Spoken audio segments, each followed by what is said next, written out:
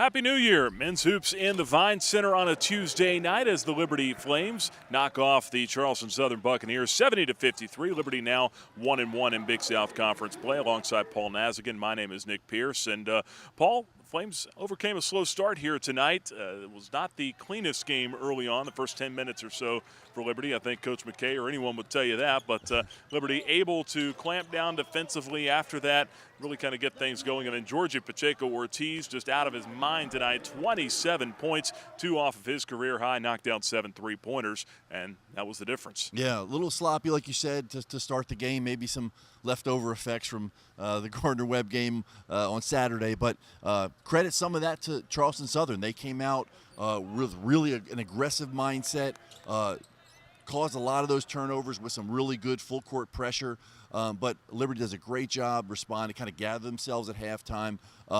Not only in the second half, I mean, Georgie finishes with 7 3-pointers, but when the offense was kind of stalled in that first half, he hit 3 big ones in the first half to kind of carry them, kind of get them a little bit of a lead, and they never relinquished it. A really great effort all around. Liberty led 30-25 at halftime, and then in the second half, we saw Caleb Holmesley come around as well, scored all of his points in the second half. Holmesley finishing up with 11, 4 of 5 shooting, and he started a 9-0 run that really sparked the Flames to kind of pull away. Yeah, it was funny. I think as Caleb continued to try to get himself back to full strength, I think his mindset is to try to kind of ease into the offense and get into the flow, and he wasn't really looking for his shot offensively. It was funny.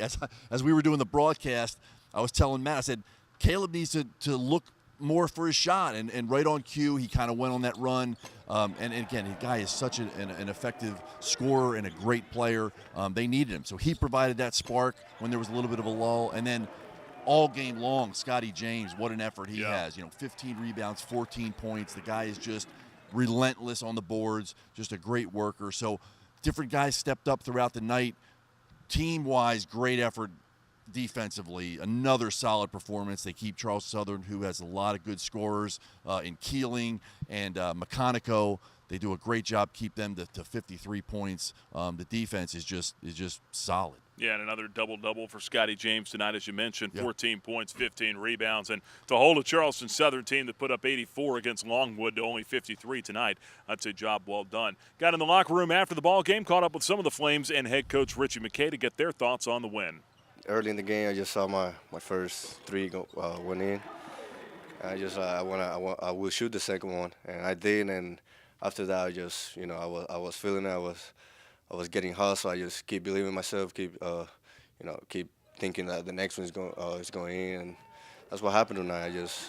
I was ready, and I was mentally prepared and just ready to be aggressive this game. The focus is just to play hard, and like our pillars say, play hard, play smart, play together, and play with purpose. That's what we wanted to focus on tonight. So we got to stick to what we do. In the Gardner-Webb game, we didn't stick to what we did, and I thought tonight, for a certain amount of the time, we did.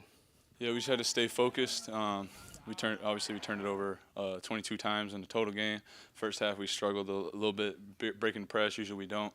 So I think it was just being sure with our passes, and we just knew we could just keep going, and we would take care of it ourselves. I mean, our defense is tight, so when we turn it over, we got guys that are sprinting back, trying to get into the gaps, and we just play hard. We're a hard-playing group. Showed some maturity tonight. When you play as uncharacteristically as we did in the first half in turning the basketball over, in the past that sent us the wrong direction on the defensive end, and I thought we showed a little bit of maturation in the way we stayed locked in defensively, especially against a team that had just put up 80-some-odd points against Longwood in their first conference game. So I was pleased with that. For us, most of the time when we get the desired result, it'll be because we were sound defensively. So when we're making shots, we're a much tougher out. That Liberty defense continues to shine here tonight. They were coming in, only allowing the opposition 61 points per game, one of the top scoring defenses in the country. And tonight really did a great job on Charleston Southern's top threats. Christian Keeling held to just 2 of 8 from the field. Travis McConico only 4 of 13, and really took those guys out of the equation. Yeah, so you had a combination of individuals doing a good job. You know, Lavelle Cabell was matched up on Keeling, and also Elijah Cuffey at times. Those guys just individually really did a great job. I mean, Keeling comes in averaging 18 points a game, one of the top scorers in the conference and in the country. But then team-wise, they really do a great job of locking it down as an entire unit in the pack line and finishing possessions with rebounds. Great job. One impressive stat tonight. You know, they out-rebound Charleston Southern, who is one of the top rebounding teams in the country, out-rebounding them by 14. And so that's the way that this team has got to play. That makes you really tough. You're locking people down, you're cleaning up the glass, and then pushing out on the offensive end. Great job defensively, and that hopefully that'll carry on into Saturday. And you talk about Elijah Cuffey. That's a young man that Coach McKay went on and on about in the postgame press conference. He was asked an Elijah Cuffey question,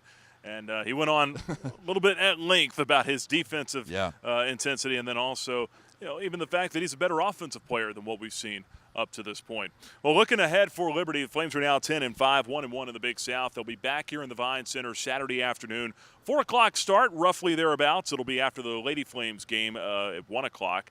Liberty will be taking on Presbyterian College here in the Vines. PC, as of the time of this taping, is 0-1 in the Big South. They've got a road game at Longwood coming up on Wednesday, so good chance you could have a couple of 1-1 teams here in the Vine Center on Saturday. Presbyterian 7-7 on the year, and they've shown some improvement so far. Yeah, your new coaching staff and much improved. You can watch some of the comparative scores. You know, they beat UNC Greensboro right before they came up here and played us.